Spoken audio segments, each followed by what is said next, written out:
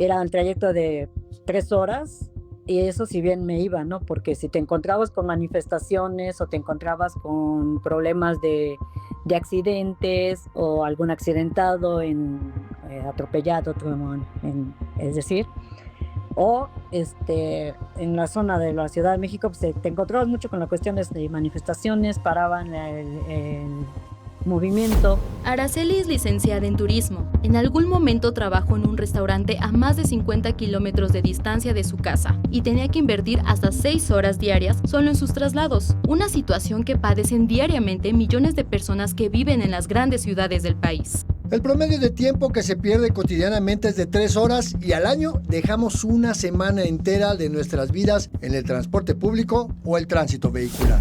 Ir a la escuela, ir al trabajo o regresar a casa en las grandes ciudades se vuelve un gran recorrido.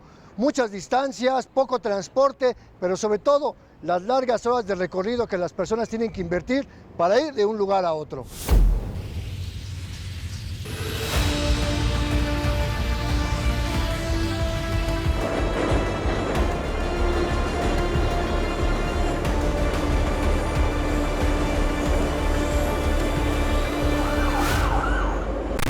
Era levantarme desde las 4:30 de la mañana para atender a mis hijos y llevarlos a la escuela y de ahí tomar el transporte hacia el trabajo. Entonces, desde ahí, desde el momento que yo tomaba el camión, pues era el trayecto de las 3 horas de ida. Y el de regreso era igual, porque yo salía a las 8 de la noche y venía llegando 10:30, cuarto para las 11 de la noche aquí. Las ciudades no dejan de crecer, pero la población crece más rápido que la infraestructura y los sistemas de movilidad. En el caso de las ciudades mexicanas es que es disperso, es horizontal. Entonces, obviamente los viajes tienden a ser más largos, desde luego. Entonces hay una concentración por esa situación de más vehículos, más personas que tienen que trasladarse. De acuerdo con el índice TomTom, que mide el congestionamiento y la lentitud de las urbes, la Ciudad de México es ya la ciudad más congestionada y lenta del mundo. Sin tránsito, recorrer 1 kilómetro en la capital mexicana debería llevarnos solo 1 minuto y 57 segundos, pero la realidad es que para ese kilómetro destinamos en promedio 3 minutos y 27 segundos, casi el doble. En México no hay estudios actualizados sobre el tiempo de traslado. En 2018, el programa Habitat de la Organización de las Naciones Unidas presentó un estudio sobre movilidad en las principales ciudades de América Latina. Este informe destacó que una persona tenía que invertir 5 horas y media utilizando transporte público si quería cruzar de norte a sur o de este a oeste el Valle de México. Pero ¿cómo se compara esta realidad con otras grandes urbes del mundo? Mientras en el Valle de México una persona puede invertir en promedio más de 62 minutos tan solo de ir al trabajo y hasta 3 horas por viaje desde las periferias, el reporte global de transporte público 2024 de Movit revela una realidad muy distinta en otras latitudes. En París, Francia, el tiempo promedio de un viaje completo en transporte público es de 47 minutos y los usuarios disfrutan del tiempo de espera más corto del mundo, apenas 10 minutos en la estación. En Londres y Nueva York, a pesar de ser las metrópolis más activas del planeta, sus habitantes destinan en promedio 50 y 51 minutos respectivamente por trayecto. Es decir, mientras en la Ciudad de México podemos perder hasta 6 horas diarias, en el primer mundo el promedio total oscila entre hora y media y 2 horas al día. En las zonas metropolitanas de Guadalajara, Jalisco y Monterrey, Nuevo León, los tiempos de traslado se ubican en los 70 minutos promedio por recorrido. Y es que en las zonas de vivienda y los centros escolares y laborales se van alejando. Entonces, eso hace que pues, tengamos que recorrer más distancia, que obviamente nos implica, en esa razón, más tiempo. Tenemos que utilizar más tiempo para los traslados, para todas las actividades que tenemos que hacer todos. De acuerdo con la estadística de transporte urbano de pasajeros del INEGI, durante diciembre de 2025 en el Valle de México se movilizaron 182.2 millones de personas, 7.1% más que en diciembre de 2024. En la zona metropolitana de Guadalajara, el número de personas pasajeras fue de 26.6 millones y en tercer lugar se colocó León, Guanajuato, con 14.4 millones de personas en transporte público. Estas enormes cantidades de personas colapsan cualquier sistema de transporte y los puntos de abordaje y descenso.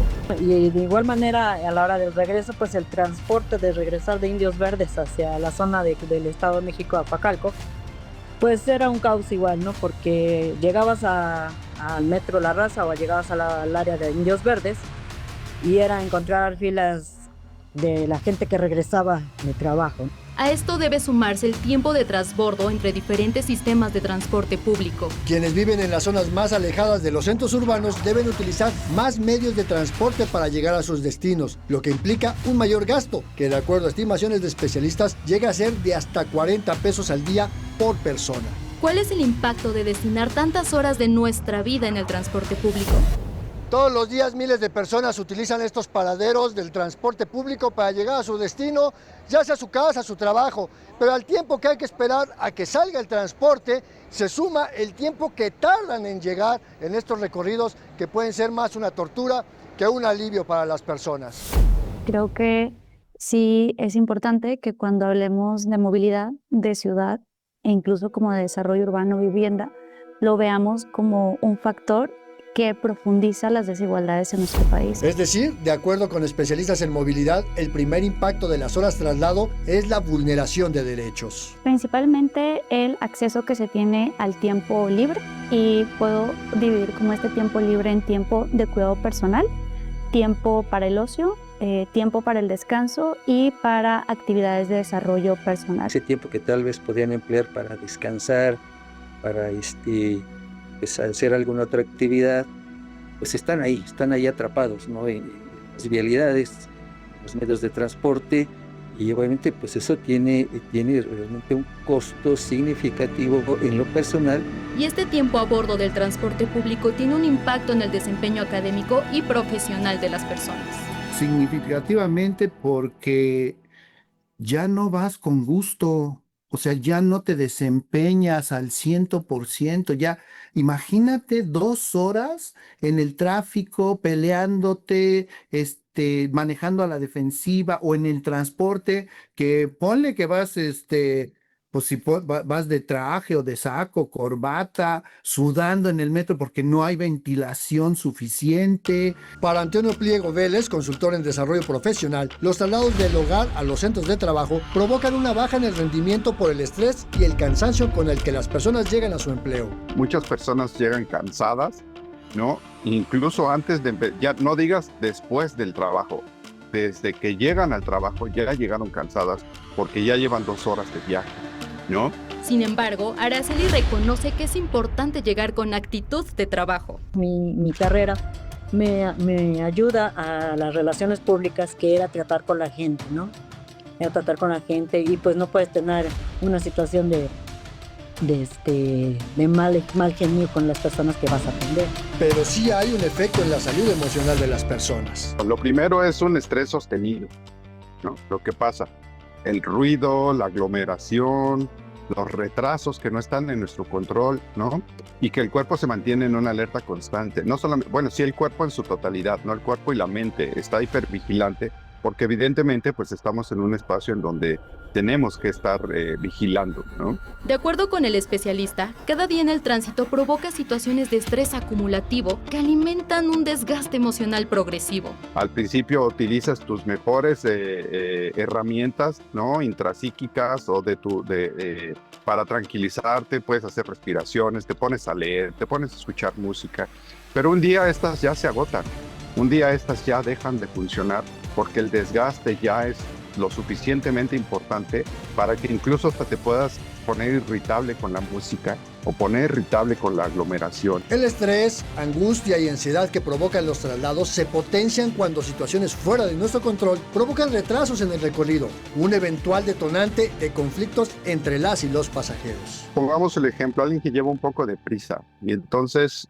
o mucha prisa, o un tanto. En el metro, en el transporte público, en los paraderos, las personas dejan de ser personas y se convierten en obstáculos para ti, ¿no? Y entonces ahí cambia toda tu percepción. Y las personas tienen que enfrentar también nuevas situaciones de estrés por retrasos y faltas en sus centros de trabajo y negociar con sus jefes, supervisores y superiores. Ya sabes que pues si ya no puedes llegar hasta acá, ni mejor regrésate y te lo doy como día de descanso y te lo intercambio, ¿no? Por tu día de descanso que era cierto tiempo, ¿no? Pero si yo ya estaba muy cerca de la zona, pues obviamente pues, yo le decía, ¿sabes qué? Llego, voy retrasada, pero llego.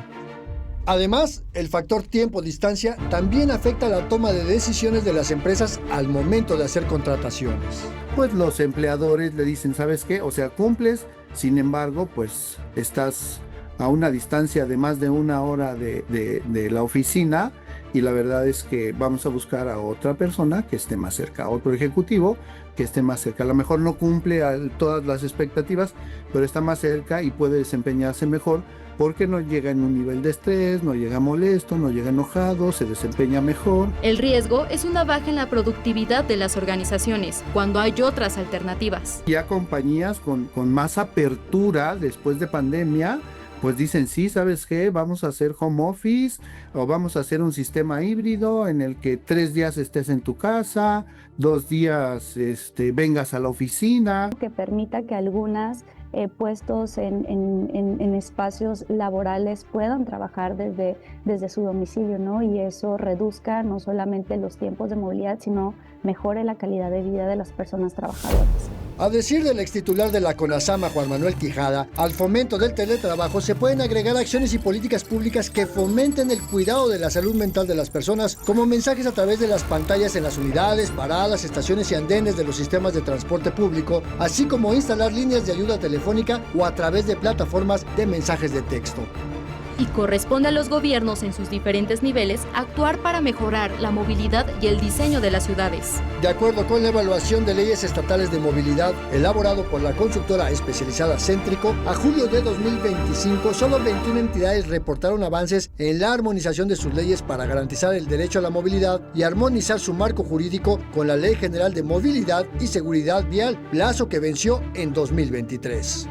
El diagnóstico indica que las entidades con las peores leyes en la materia son Morelos, Chiapas, Zacatecas, Veracruz y Baja California. Este estudio analiza si la legislación incluye disposiciones para garantizar confort, asequibilidad, seguridad, accesibilidad y espacios reservados dentro del sistema de transporte.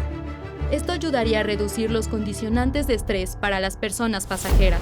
Las crisis de movilidad actuales que pasan muchos de los estados acá en nuestro país responden a un diseño fallido de ciudad, no un diseño que se concentró en expandir a partir de esta idea de progreso de forma desproporcionada. Ya hay una infraestructura, lo que tenemos que hacer es gestionar mejor esa infraestructura y las líneas de transporte, pero tender hacia las de transporte público, la intermodalidad, hacer más amigable las zonas urbanas, más caminables, más para bicicletas. Entre tanto, las personas seguirán padeciendo por los largos recorridos y el país enfrentará el impacto económico y en el sistema de salud pública.